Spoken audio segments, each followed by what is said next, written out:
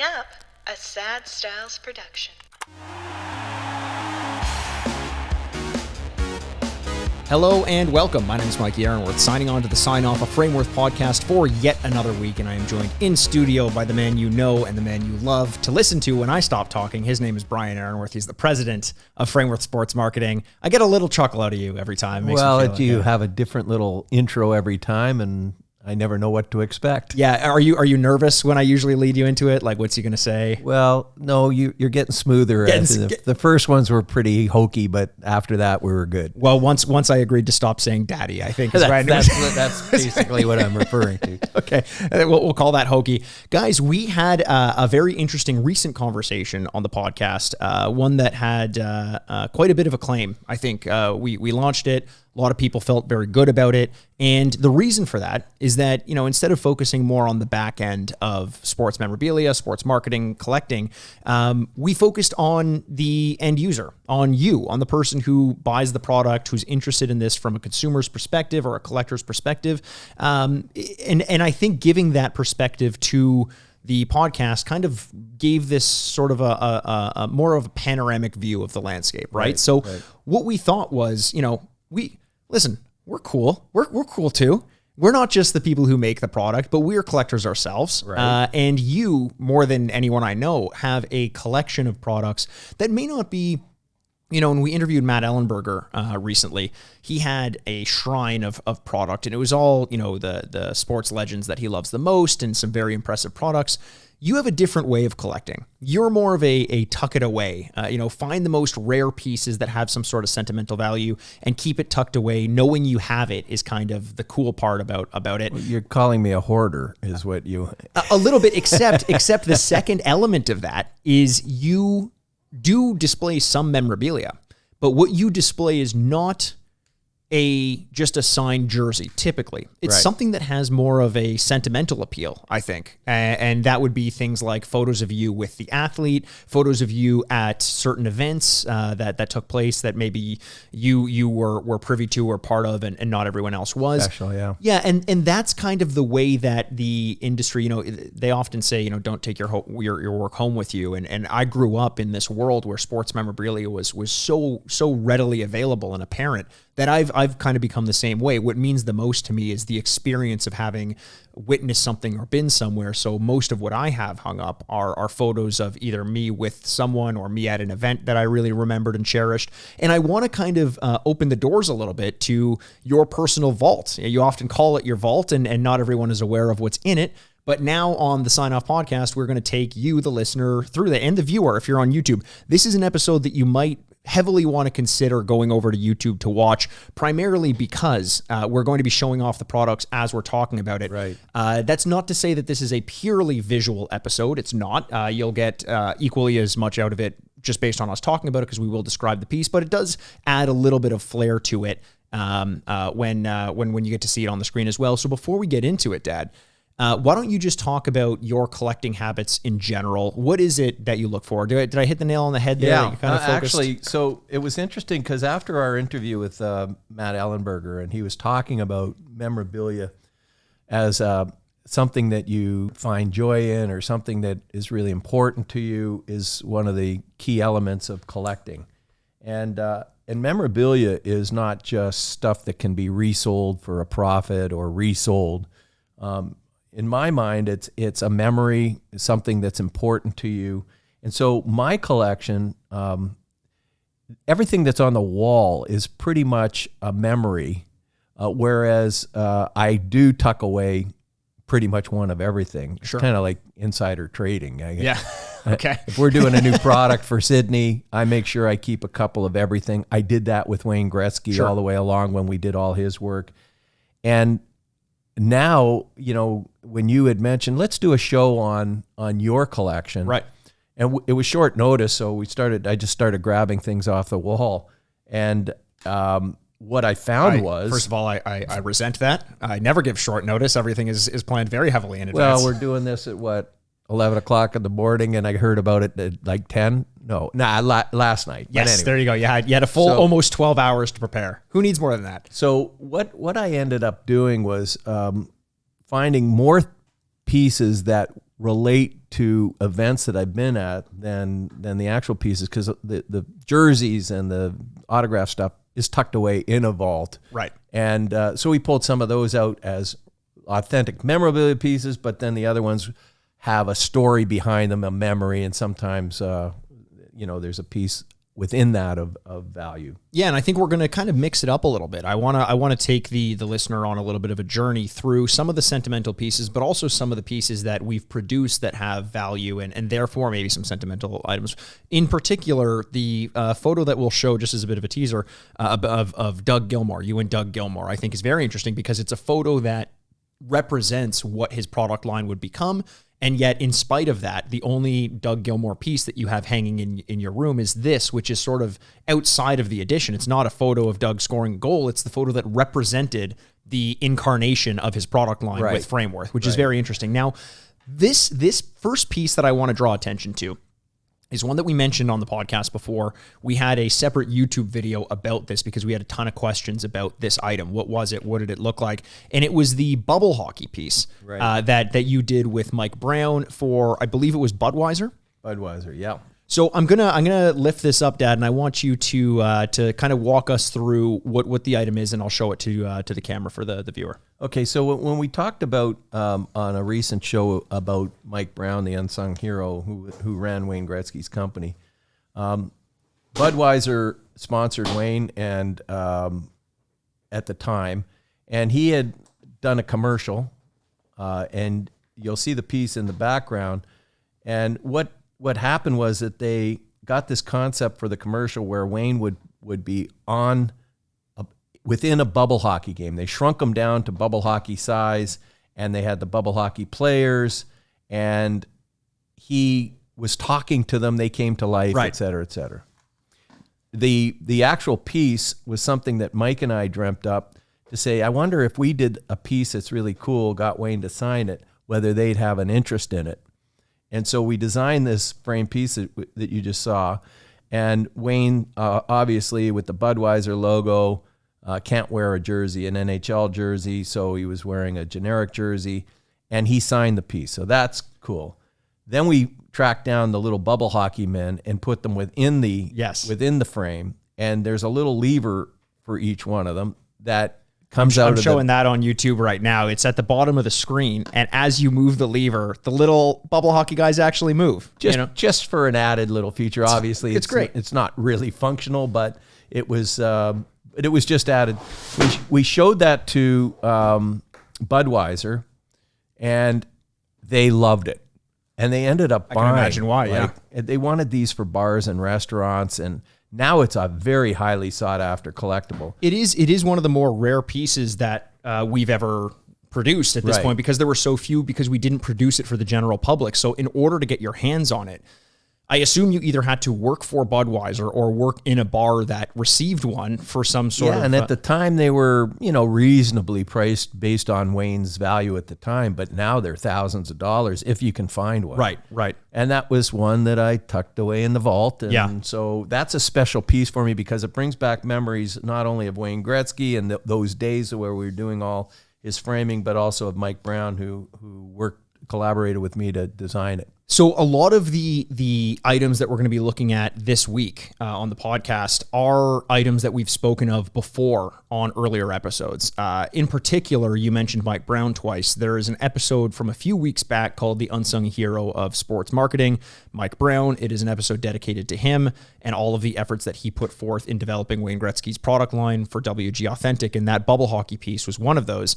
We also mentioned in that conversation with about Mike Brown the onset of the fantasy hockey camps that you were a part of and our involvement there. So why don't you give a brief reminder to the listener of what those fantasy camps were, which players we've worked with, and what we did with them. So at the time, back in, I guess it was the early 2000s, Wayne had retired from active playing in New York. And then we decided that fantasy baseball camps had become a big thing, where you'd go down and you'd play baseball with former stars, and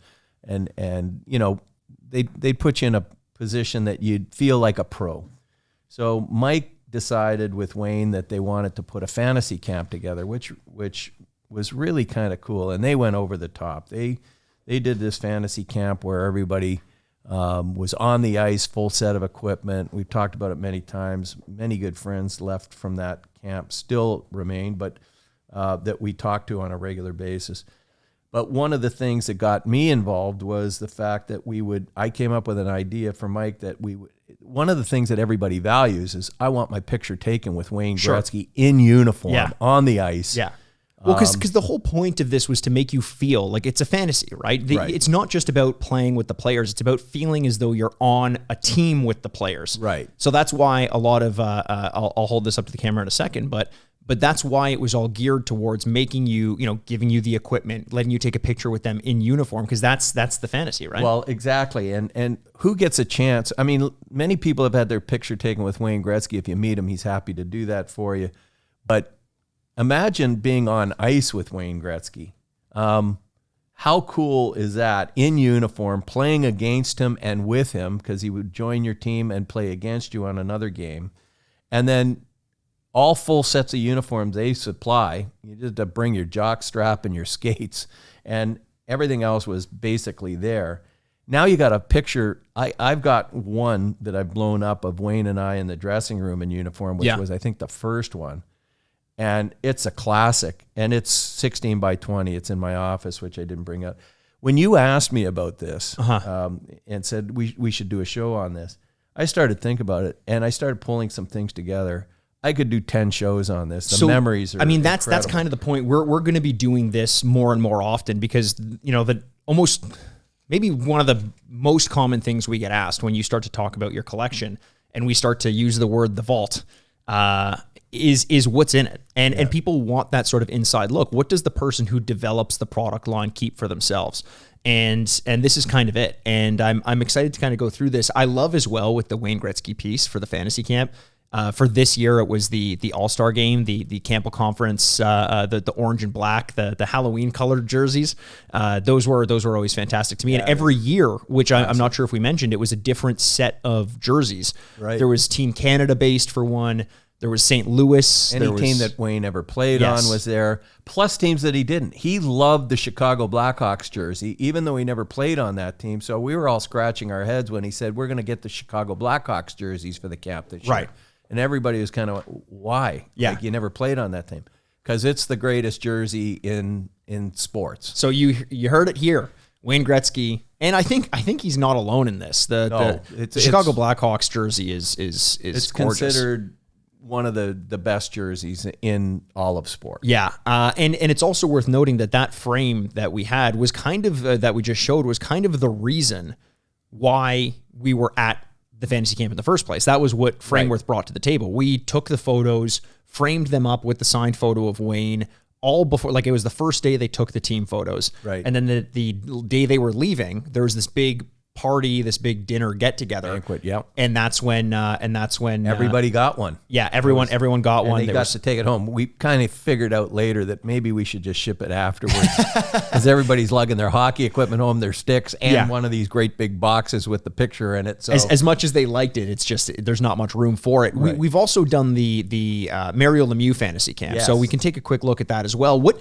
did you find the major differences were between the Wayne Gretzky fantasy camp and the Mario Lemieux? It was funny because I got a call from Wayne's people or from Mario's people. They knew that I had attended all of Wayne's camps and wondered, what we could do for them. So we did the same kind of deal, except in this particular case, what the guys were saying was, look, the photo of me and Wayne together along with our team is awesome. But, if you could throw in a picture, like an actual autograph photo that it has the memorabilia aspect to it that could be sold on its own, not that anybody's ever selling it.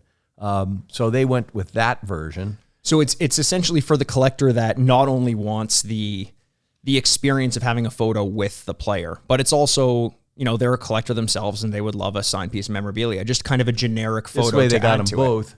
If you gave, I'm sure if you gave almost everybody an opportunity to pick one or the other, the photo with Mario or Wayne, or the autograph photo by itself. These are people that are paying $10,000 to go to a camp. They're not too concerned about getting an extra $500 for an autograph photo. What you don't get is the photo with the player. Exactly. So you mentioned that they knew how long you had been going to those camps. Did the Mario Lemieux's team, did they reach out to you, or did you hear that the camp was going on? They reached out. Well, I had dealings with Mario and at the time and the Penguins, and so they contacted me, and I said, we'd love to put the program together. Once again, it was one of those contra deals where I get to play and then they get the frame pictures. And it was an awesome experience. As a matter of fact, I played in the first two, and our team won the first two. Oh, really? I played not that had anything. They always divide the players up between, into different categories, A, B, C, D. I might have been a C or a D. But sure. Anyway, they're all pretty equal, right? Yeah. But then at the end of the day, and then with Mario's camp, we played an outdoor game in Pittsburgh, which was incredible. That's cool. I thought, what are we going outside for? And you had to go real early in the morning because the rink wasn't available in the afternoon. So we're up at 6 a.m. There's a lot of partying going on. I would imagine, yeah. So getting up at 6 a.m. to dress in a tent outside of a rink, I thought, this is brutal. Who's going to want to do that? And it was freezing cold. What a great experience. Now I know what the guys for the Heritage Classic and those guys get into it. What arena was it that you were playing this at? It was on the other side of the river. So it wasn't like where they would play. No, it was a public arena. Oh, that's cool, though. And that's why they had to set up a tent for a dressing room. Imagine being a kid walking by that day. Oh. And getting to see I don't all the think they'd players there. even know what was going on. It was just, we're playing at 7:30 in the morning, so under the lights, it was what, we've talked a lot about the Wayne Gretzky Fantasy Camp for good reason. You were there for every year of its existence, and we've talked about a lot of your memories there. But I remember hearing your stories about the Mario Lemieux Fantasy Camp. We took a look at the photo, and part of having a photo like that is every time you look at it, I'm sure you relive the memories of having experienced the fantasy camp. Can you give us maybe one of your best memories or experiences from that event? So we all stayed. This was interesting, which was happening at Wayne's camp too. Wayne stayed on site. He didn't go home, even if he lived in the city. Right. He stayed on site with the guys at the hotel. But the one neat experience with Mario, he brought a lot of his friends. Ty Domi was a good friend, and so one day I'm sitting having a drink at a small hotel bar, and Mario comes in for a drink, and Ty Domi's there, and Paul Coffey's there, and they started bantering back and forth, and a lot of the campers were there too. Some of them, the real gamers, they went to bed early because they wanted to win the thing. The rest of us got to experience an incredible evening where Ty Domi was on a rant about, how he holds the records and penalties and how he protected all the players. Yeah. And of course, Paul Coffey's playing, talking about his 4 Stanley Cups or more, I think. And so let me get this straight. Paul Coffey is sitting there talking about how great it is he has 4 Stanley Cups, and Ty Domi says, "Yeah, but I've got the penalty minute." Oh, yeah. And he's going on, you guys wouldn't get it with guys like me, and I had to do this, and I hold the record for penalty minutes. I actually love that. And it was all in good fun. Of course. But Mario was laughing his ass off. I mean, he just listening to this going back and forth. Well, you've said this before. I mean, you've got more experience with this than I do, but, a lot of people think that, similar to what we're talking about where, you work in the level of collectibles and sports memorabilia and things like that. So is this actually something that you're going to be interested in pursuing as a hobby? And, people may think yes, people may think no, you have your own way of doing it. But a lot of people probably look at hockey players and think they do this for their entire career. This is like day in, day out. There's no way they want to talk hockey at the end of the day. But they do. Yeah. Are you kidding me? If you're a woman married to a hockey player, get used to it. They don't, even after their career is over, it's all about that moment that they did this or that goal was scored. My wife, Lori, would always say when I was an avid golfer, and I would come in and say, geez, that 18th hole, 150 yards, 9-iron, blah, blah, blah. And she'd go, you can't remember what I tell you to go to the grocery store. How do you remember what club and yardage you're at? And it's the same with hockey players. They remember every moment. And to sit in a room with them and listen. One of the other great memories I have of the Mario camp was Mario came into our dressing room after a game, and he sat down, and we're all sitting there, and there's a case of beer there, and we're all having a beer, and it was like the real deal. Yeah. Okay? So, and then in comes, and I got a picture. Bill Guerin was on my team, so he was already there. Ty Domi comes in, and Clark Gillies was coach. Wow. And they all came, and I'm sitting in the back end of the room, and they were all right. I was there, and the 3 other guys were sitting right next to me, and it was just amazing. It was our dressing room, Right. our guys. You could see the other teams walking by the door, looking in, and going, "Oh, I wish I was in there." That was my team, yeah. To sit in a dressing room having a beer, and we stayed there for a good, I don't know, hour after the Wow. game. And then Bill Guerin had a new bar opening across the street. And so he says, everybody, after that was over, let's go across. I want to show you my new bar and buy you all a drink. Oh, amazing. And from that point on, and I was in San Jose, just walking around the stadium for game 6 of the playoffs when the Penguins won. That's another story. And I get a tap on the shoulder. It was Bill Guerin. He was in for the game with Pittsburgh in the management side. And he says, "Hey, Brian, how you doing?" That was, I don't know, 8-10 years later. Remembered my name, Wow. remembered who I was. I wonder if he could also remember what his wife told him for No, groceries. but he remembered that goal we scored to win Yeah, the game. exactly. That's the story he tells. I love that because this is a complete aside, but just a peek into the mind of someone who can remember the yardage, the club, but can't remember other things. I got a call from you a couple weeks ago. I had just left the cottage. Lori, your wife, my mom, wasn't up there, and you said, "Mikey, I need instructions on how to run the dishwasher." And I gave it to you. You said, "Great. Never tell your mom that you told me this because I never want to have to run these things again." So I think it's a little bit of selective memory in that sense. Before we move on to the next one, a quick story. The fantasy hockey camps are not just about playing. As you mentioned, it's also about some of the ancillary, the hobbies, the drinking, the this, that. Sometimes they have some entertainers in town as well. One of my favorite entertainers at the time was there to perform at the first Mario Lemieux hockey camp. Do you remember the story you told me about this? Oh, Bill Burr. Bill Burr was there before he made it enormous. Can you tell the story of your interaction with one of my favorite comedians? So Mikey is into comedy like nobody else I know. You'd never be able to tell based on the podcast, but So he knows every up and coming, every existing guy, and one recently. So he's kind of educating me on who the top comedians are. Just before I went to the camp, and then all of a sudden, one of the evenings at the Mario camp, we end up going over to the casino, and special guest for entertaining the camp only exclusively was Bill Burr. yeah, Bill Burr. literally one of the biggest names in comedy right now. Right. Yeah.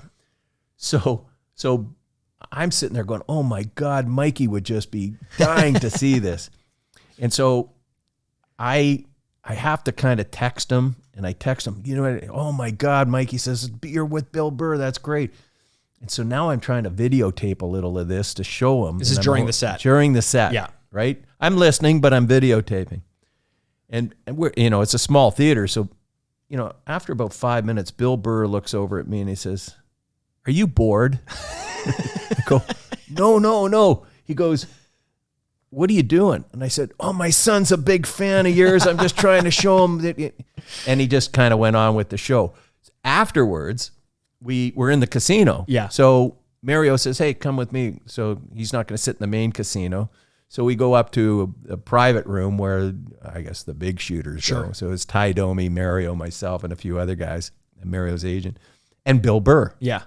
So we're sitting at the blackjack table, and then I look at the stakes. I go, "I can't play in these stakes." And Mario goes, "He's grandfathered in. He's going to be playing for my." So they let me play at so I could play That's at the very table cool. because I'm not playing for those stakes. Yeah. Not that he's a huge gambler, but he's obviously got a few more bucks than I Yeah. do. $20 to you means a lot different to Right. someone else. Right. 100, 200. Yeah. So we're playing, and Bill's sitting at the table. And so I got a chance to explain the story. Yeah. He's from Boston, so he's now telling me what a big Boston fan he is. Yeah.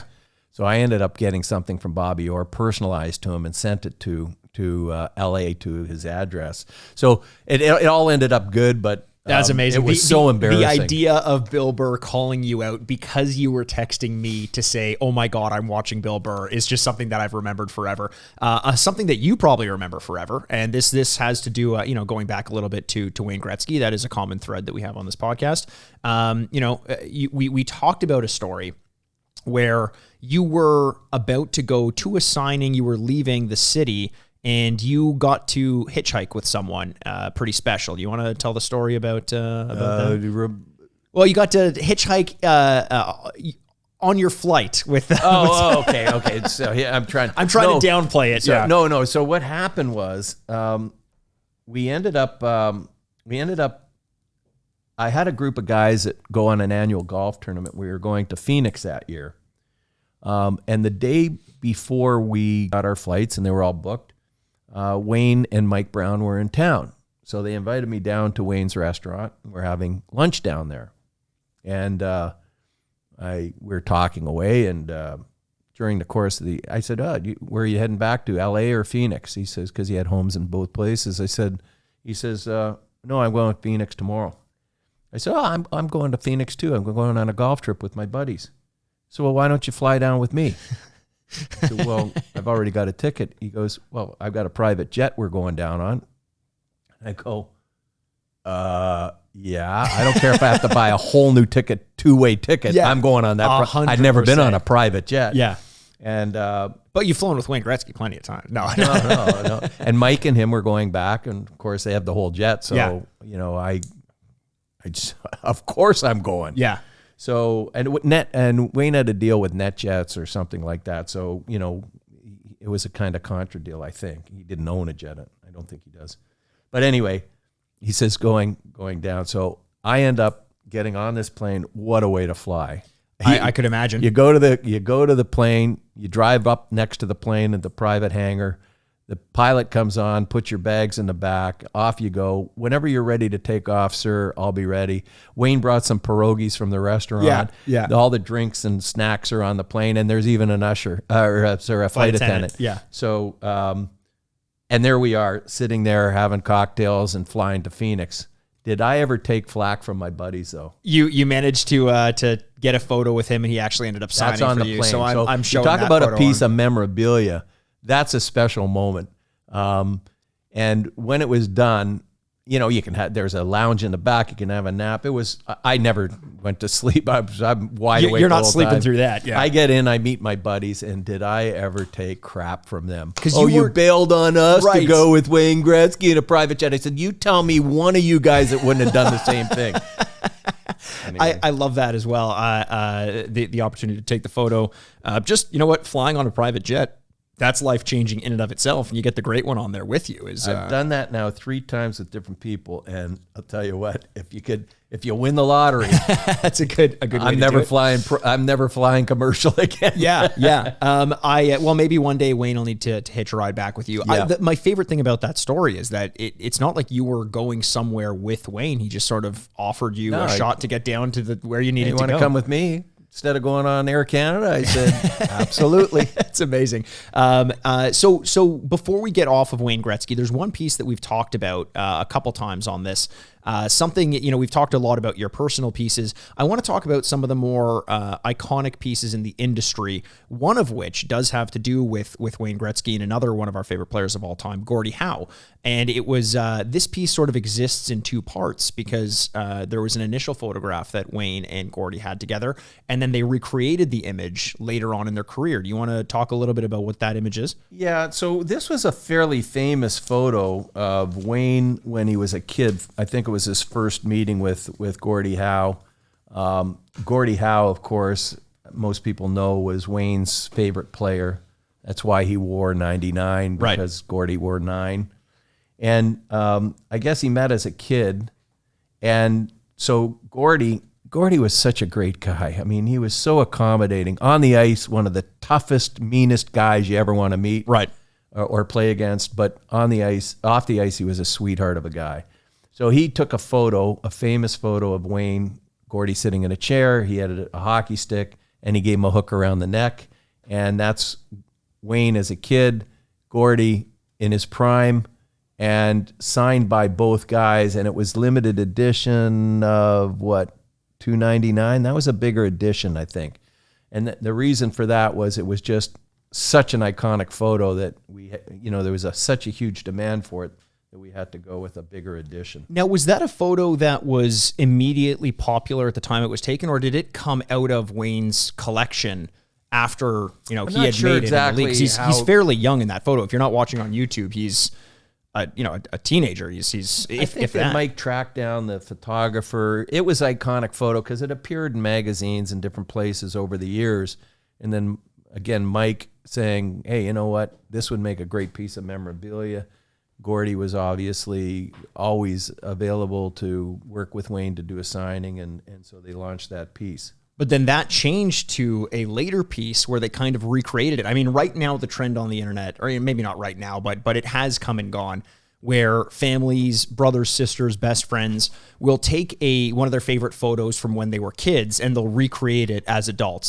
Same pose, same clothes, same that sort of thing. Right. And Wayne and Gordy, listen, ahead of the curve. They were. Social media influencers before they even existed, they managed to do the same thing. You know what? I never realized that till you just said it, that you see that on the internet all the time now where somebody takes a shot of best friends as kids. Yeah. And then 30 years later takes the same. Well, this was Wayne.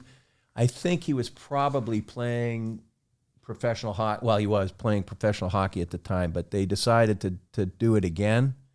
And through the years, of course, Wayne broke Gordy's record, an 802 goal, and so they had other photos together, and I have another classic photo in my office, which maybe we'll show at another time of Wayne and Gordy. But yeah, their legend is kind of intertwined. I think because Wayne was probably so vocal about being such a big fan of Gordy's, they kind of came up. It always seemed like Gordy was willing to do the passing of the torch with someone like Wayne as well. So and you know what, Gordy and Wayne were very close friends, and people should, the younger people out there that aren't really as familiar with Gordie Howe should look him up because he was legendary. I was having a conversation with you because we were developing a product line that was going to pay homage to some of the more iconic players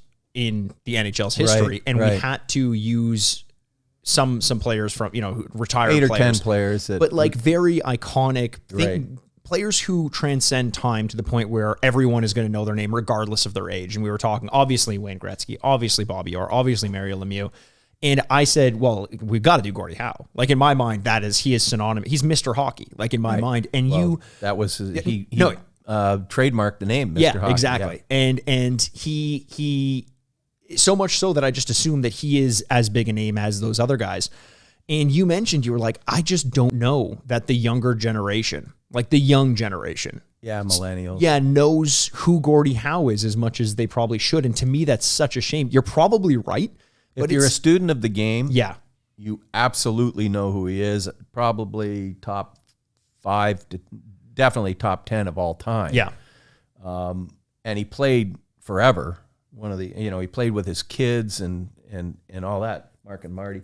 But he is not remembered by the young people as much. And maybe because, he's passed away, so he's not out there in the public eye. And Wayne is such a great marketing guy. Right. Like Wayne knows how to market himself. I spent 7 innings of a baseball game with him in St. Louis a couple of weeks ago, and he was spewing out marketing ideas that just blew me away. And so that's why, that's not the biggest reason is he's the greatest of all time. But that's one of the reasons why Wayne still stays so relevant to even the young kids. Right.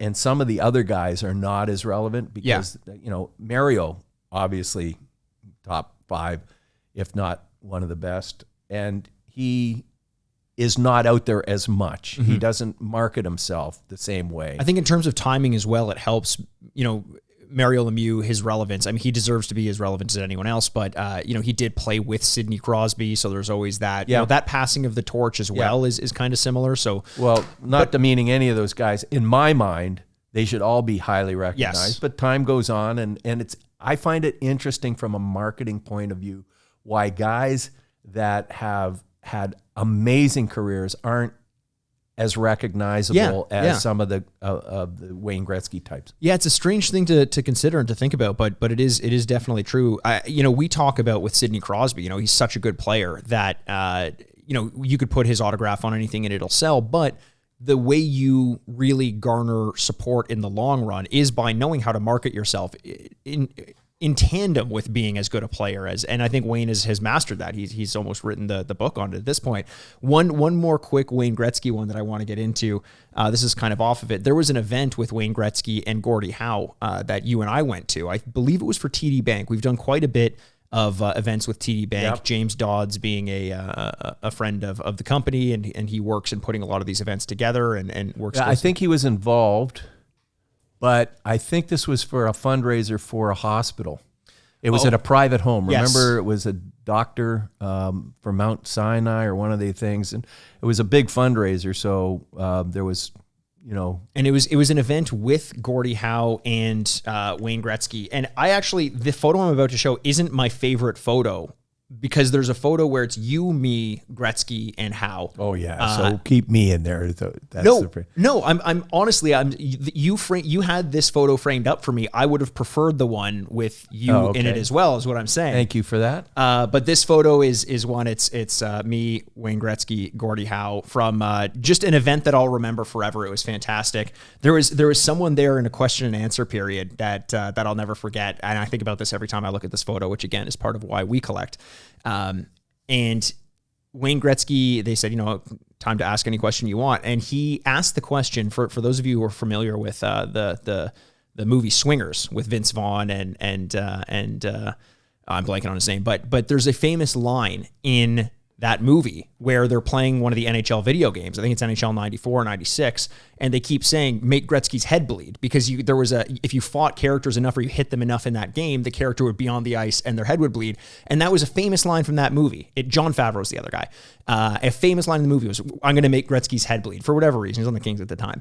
And the guy asked, he's like, I'm not sure if you're familiar with this movie, but when you hear that, especially in light of like the way concussions are coming back in the common era, what do you think about hearing your name associated with make his head bleed? And Wayne very elegantly sidestepped the question. He didn't really address it. I'm not sure if he knew the reference or not, but I chuckled and I kind of gave the guy props. I'm like, that's a funny question to ask. Well, it's that leads me to another thing. Is one of the reasons that so many of these memories happen is that Frameworth has a pretty exclusive, or is known as one of the top companies, if not the top company, that will go on site and do the on-site photos as part of the gifting. We pitch this all the time. Right. We pitch it to TD Bank. We go to their luncheons because we understand, I always understood how important these photos are to me. Right. And most of everything that I do here is if I'm the average fan, if I like it, if I think it's important, then hopefully everybody else will. So all these photos of you and a celebrity, it brings back so many memories. A little bragging rights. People coming, oh, you met so-and-so. Sure. But more importantly, it's just that memory. So we captured that and built a whole business around going on site. We just did it with Mitch Marner's event for Intact. We do it for TD Bank. We do it for golf tournaments. We do it for private functions like the one you just showed. And we go on site. Well, of course, when I'm there, and I usually make sure I'm at those events, then you always kind of make sure you get a photo as well. Of course. So, and especially if you know the guys. The only one I didn't get was one with Tiger Woods at a Nike that would have event. been. I was just drooling together. Yeah. They kind of blew me off and said, "You're one of the workers here. You can't do that." Okay, thanks. Oh no. So we've got about 15 minutes left, 10 minutes left or so. So I want to move into one, to kind of tie it back to the product lines that we build for other people. There's a very interesting story behind what we're about to show, because it isn't a typical piece of memorabilia. It's not signed, but it does represent the beginnings of a relationship with a player and the start of a memorabilia line with them. And this is sort of the symbolic first steps and entry into that world. Why don't you tell a story about your photo with Doug Gilmour? So this is the way we kind of got into the memorabilia business was Doug Gilmore was at the forefront of it. We were, as mentioned in many previous podcasts, Doug was so big when we started in '92, and he owned the city. And I got a call. In the photo, you'll see three other people besides me. So on the left, you'll see, I believe his name was Jamie. He was the manager of the Madison Avenue pub, which was a real hot university bar. The second guy is Steve Davies, nicknamed Diesel. He bought the rights to a company called Hespler Hockey Sticks back in the day. And Hespler had let their name brand, and they were a big hockey stick when I was a kid. Many years before that. And he bought the rights to the name because they let it die. Right. And then he got Doug Gilmore to use his stick. They were buddies. And he also had a tape company, Renfrew Tape, Diesel did. And so I said, well, Steve called me up and said, we got this print called Killer Blue that somebody did for us. And so he wanted it. He wanted me to market it. Said, okay, that's great. So we got to know Diesel. And so one afternoon I said, well, Doug's got these game used sticks. Can you market those? I said, geez, they'd be really popular. Yeah. So I said, well, do you want to come to the company? He said, no, let's just meet at the Maddie, which is the Madison pub. I said, oh, that sounds great. That's great. Beautiful, sunny summer day. We're in the outdoor patio. I'm with the hottest player in the league, especially in Toronto at the time.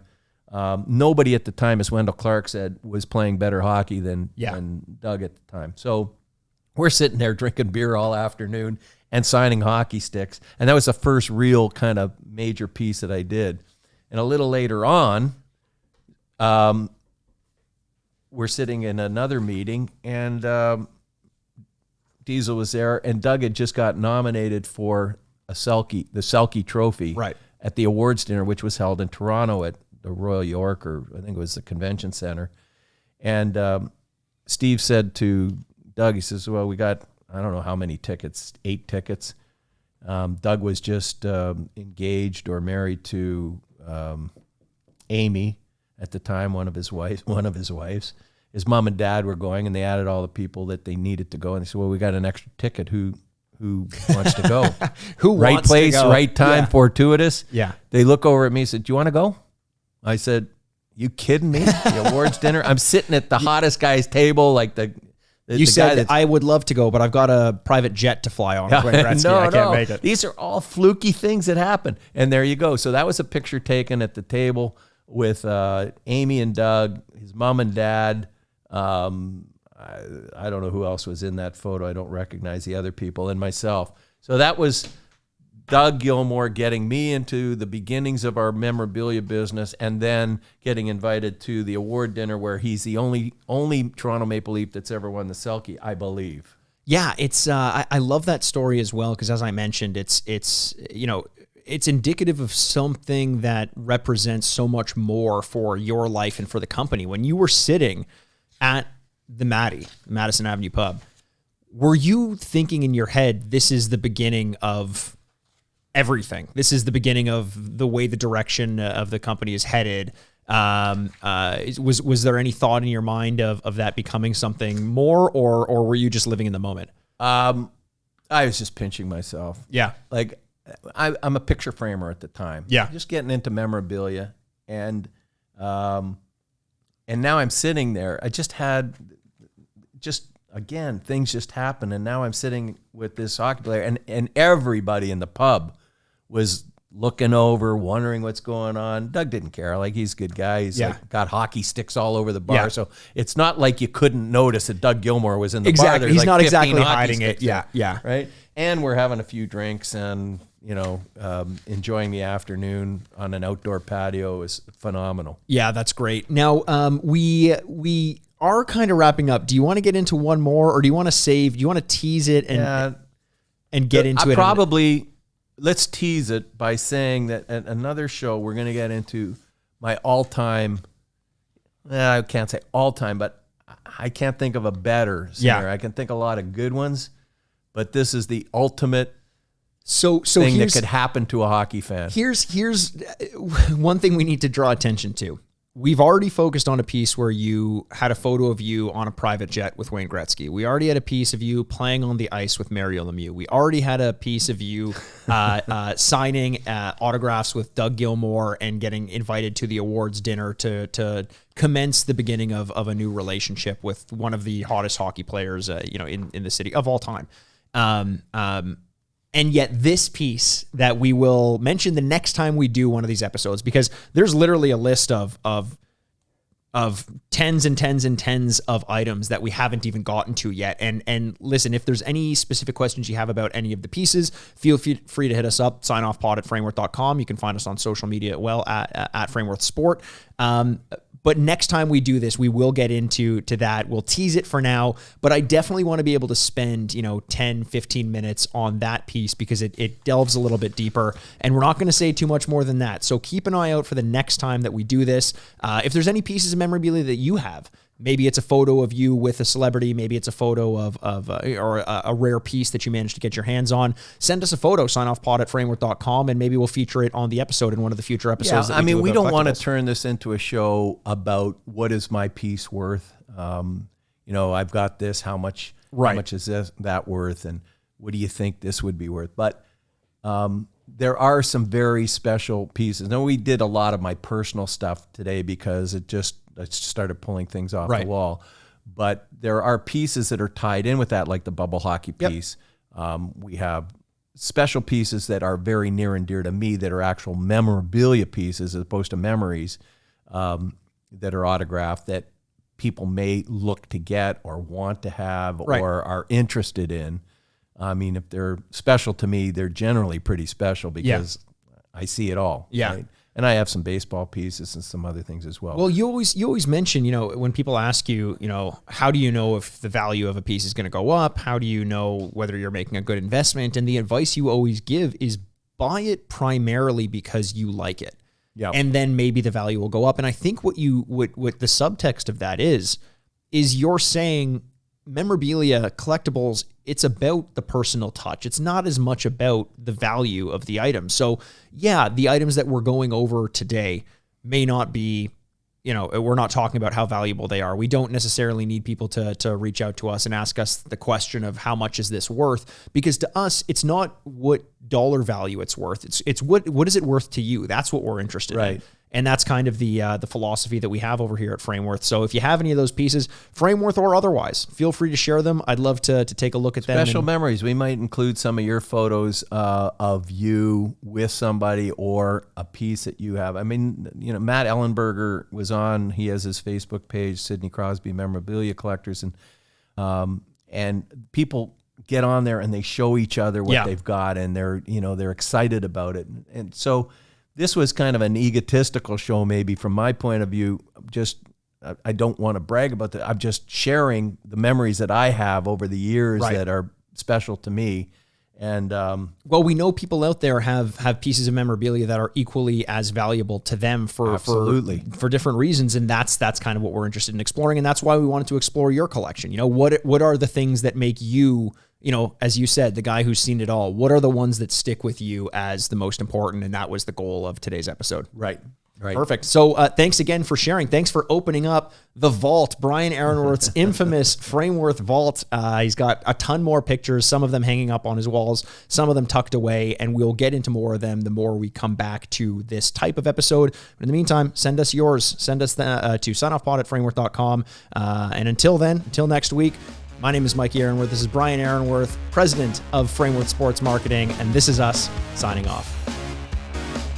Well, ladies and gentlemen, we made it to the end of yet another episode. Thanks again so much for joining us. You can find videos of all of our episodes on YouTube by searching the Sign Off Podcast. You can also follow us on Twitter at Frameworth Sport or Instagram at Frameworth Sports. And hey, if you're not sick of me yet, you can find me on Twitter over at Retrograde Mikey, or you can always find me embarrassing myself over on Instagram at Ehrenworth. The Sign Off is a proud product of Fadoo Productions and Sad Styles Productions. Executive producers Mikey Ehrenworth and Andrew Bascom. Until next week, this is Mikey Ehrenworth, signing off. Furnished by Sad Styles Productions. Get into it.